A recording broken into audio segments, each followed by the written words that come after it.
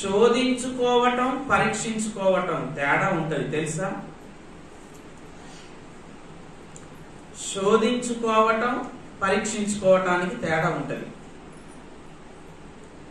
శోధన వేరు, పరిశోధన వేరు. సాతానేమో శోధిస్తాడు, దేవుడేమో పరీక్షిస్తాడు. అర్థమైందా? దేవుడు అబ్రహామును పరీక్షించెను, పరిశోధించెను అని ఉంటుంది ఆదికాండం 22వ అధ్యాయంలో. దేవుడు అబ్రహామును ఏం చేశాడంట? పరిశోధించెను. దేవుడు పరిశోధిస్తాడు. పరిశోధన వేరు, శోధించటం వేరు. సాతాను గాడు ఏం చేస్తాడంటే శోధిస్తాడు.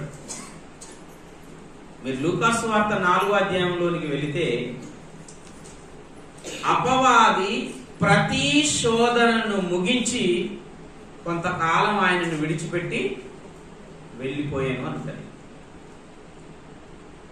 అపవాది సాతాను దుష్టుడు శోధిస్తాడు, దేవుడు పరిశోధిస్తాడు.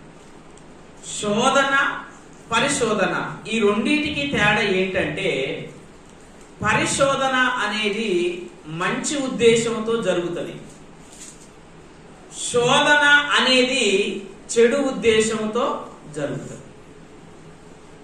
సాతానుగాడు నిన్ను శోధిస్తాడు, నిన్ను పట్టుకోవాలని, లేకపోతే వానికి ఏదో ఒక పాపంలో నీవు చేజిక్కించుకోవాలని వాడు శోధిస్తాడు. దేవుడేమో నా బిడ్డ రోజు రోజుకి రూపాంతరం చెందాలని పరిశోధిస్తాడు. పరిశోధన వేరు, శోధన వేరు.